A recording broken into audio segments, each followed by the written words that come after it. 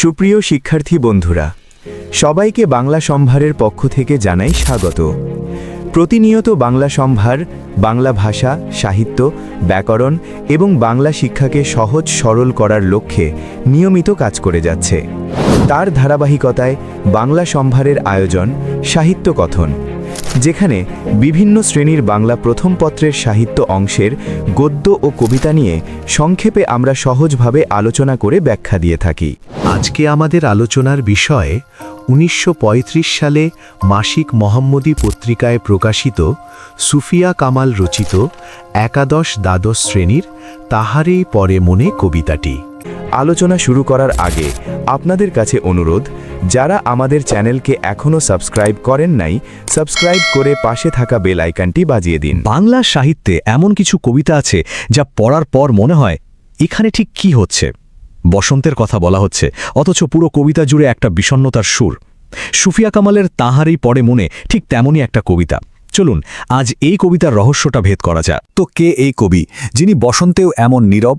তিনি আর কেউ নন, তিনি বেগম সুফিয়া কামাল, বাংলাদেশের সাহিত্য আর নারী জাগরণের এক অন্যতম পথিকৃৎ।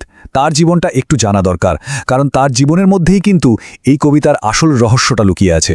ভাবুন একবার, তিনি এমন একটা সময় জন্মেছিলেন যখন মেয়েদের প্রাতিষ্ঠানিক পড়াশোনার কোনো সুযোগই ছিল না। বরিশালে জন্ম নেওয়া সুফিয়া কামাল কিন্তু পুরোপুরি নিজের চেষ্টায় শিক্ষিত হয়েছিলেন। তিনি আমাদের জন্য রেখে গেছেন সাঁঝের মায়া, মায়া কাজলের মতো অসাধারণ সব লেখা। পেয়েছেন 21শে পদকের মতো বড় সম্মাননা। তার জীবনটা নিজেই একটা সংগ্রামের গল্প, আর তার লেখাগুলো আমাদের জন্য বিশাল এক অনুপ্রেরণা। কবিতাটা আসলে একটা ডায়ালগের মতো, একটা কথোপকথন।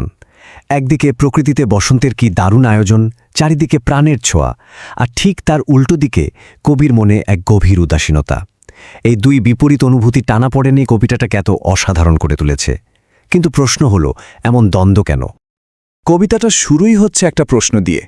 এক ভক্ত কবিকে জিজ্ঞেস করছেন, আচ্ছা, পৃথিবীতে তো ফাগুন মানে বসন্ত এসে গেছে, কিন্তু আপনি একদম চুপ, বসন্তকে নিয়ে কোনো গান, কোনো কবিতা লিখছেন না কেন?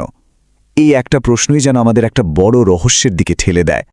এখানেই কবিতার মূল দ্বন্দ্বটা একেবারে চোখে পড়ার মতো। একদিকে ভক্ত মনে করিয়ে দিচ্ছেন, দেখুন দক্ষিণের দরজা খুলে গেছে, গাছে গাছে বাতাবি লেবুর ফুল আর আমের মুকুল এসেছে। কিন্তু কবির উত্তরগুলো খেয়াল করুন, কি আশ্চর্য রকম নির্লিপ্ত। তিনি যেন এসবের কিছুই খেয়াল করছেন না, অন্য কোনো জগতে হারিয়ে আছেন। ভক্তের বিস্ময় কিন্তু বেড়েই চলেছে। সে অবাক হয়ে জিজ্ঞেস করে, কি ব্যাপার, আপনি এখনও দেখেননি? কেন আজ আপনি এত আনমনা? আপনার নতুন ফুলের সাজই বা কোথায়? কবির এই উদাসীনতা বসন্তের আনন্দের সঙ্গে যেন একদমই খাপ খাচ্ছে না। আর ঠিক এখানেই কবিতার প্রায় শেষের দিকে এসে আমরা একটা ক্লু পাই। বোঝা যায় কবি আসলে বসন্তের কথা ভাবছেনই না। তার মন পড়ে আছে অন্য কোথাও, অন্য কারো কাছে। কে সে? কবিতাকে বলছেন মাঘের সন্ন্যাসী। চলুন এই রহস্যের গভীরে যাওয়া যাক। ভক্ত যেন শেষ চেষ্টা করছেন, কবিকে সরাসরি জিজ্ঞেস করছেন, ঋতুরাজ বসন্তকে কেন এভাবে অবহেলা করে কষ্ট দিচ্ছেন? এই সরাসরি প্রশ্নের উত্তরেই লুকিয়ে আছে কবিতার আসল সত্যিটা। কবি অবশেষে উত্তর দেন, কিন্তু তার উত্তরটাও যেন একটা ছবি। তিনি বসন্তের কথা না বলে বলছেন মাঘের সন্ন্যাসীর কথা, যে কুয়াশার চাদর গায়ে দিয়ে চলে গেছে। আর এরপরই আসে সেই লাইনটা যা পুরো কবিতার মানেটাই আমাদের কাছে পরিষ্কার করে দেয়। কবি বলছেন, সেই মাঘের সন্ন্যাসী চলে গেছে শূন্য হাতে, তাহারাই পরে মনে ভুলিতে পারি না কোনো মতে। একদম পরিষ্কার হয়ে যায় যে কবির মন বসন্তের আগমনে নয়, বরং সদ্য চলে যাওয়া শীতের বিদায়ই আটকে আছে। তাহলে প্রশ্নটা থেকেই যাচ্ছে, কে এই মাঘের সন্ন্যাসী?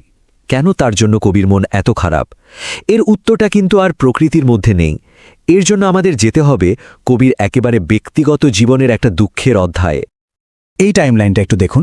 1932 সাল, কবির স্বামী সৈয়দ নেহাল হোসেন হঠাৎ মারা যান। তিনি শুধু কবির স্বামীই ছিলেন না, ছিলেন তার সাহিত্য চর্চার সবচেয়ে বড় অনুপ্রেরণা আর সমর্থক। তার মৃত্যু কবির জীবনে এক বিশাল শূন্যতা নিয়ে আসে। আর তার ঠিক 3 বছর পর 1935 সালে এই কবিতাটা প্রথম প্রকাশিত হয়। এবার কি সংযোগটা একটু বোঝা যাচ্ছে?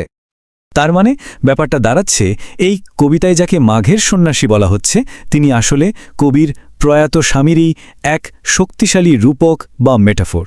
স্বামীর আকস্মিক মৃত্যু কবির জীবনটাকে ঠিক শীতের মতোই খালি, বিবর্ণ আর রিক্ত করে দিয়ে গিয়েছিল। আর তাই বসন্তের এত রং, এত আয়োজন কোনো কিছুই কবির মনকে আর ছুতে পারছে না।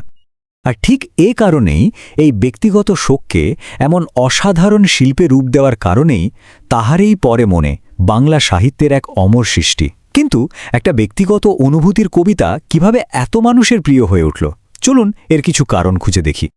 প্রথমত, এর নাটকীয় সংলাপ। পুরো কবিতাটা একটা প্রশ্ন উত্তরের মতো, যা আমাদের শেষ পর্যন্ত টেনে নিয়ে যায়।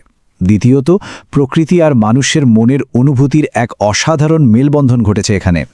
আর সবচেয়ে বড় যে ব্যাপারটা, এটা যদিও কবির একান্ত ব্যক্তিগত দুঃখের কথা বলে, এর আবেদনটা কিন্তু সর্বজনীন। কারণ আমরা সবাই জানি গভীর শোক কিভাবে মানুষকে সব আনন্দ থেকে দূরে সরিয়ে দেয়। তো সব মিলিয়ে আমরা কি দেখতে পাচ্ছি? দেখতে পাচ্ছি যে কবির শোক এতটাই তীব্র, এতটাই গভীর যে বসন্তের সমস্ত সৌন্দর্যও তার বিষাদের দেয়াল ভাঙতে পারছে না। তার কাছে শীতের সেই শূন্যতা, সেই রিক্ততাই একমাত্র সত্যি। বসন্তের আগমনটা তার কাছে একটা অর্থহীন ব্যাপার মাত্র। আমাদের চ্যানেলের ভিডিও ও আলোচনাগুলো যদি আপনাদের ভালো লাগে তাহলে লাইক ও সাবস্ক্রাইব করতে ভুলবেন না এবং বন্ধুদের মাঝে শেয়ার করুন। ধন্যবাদ।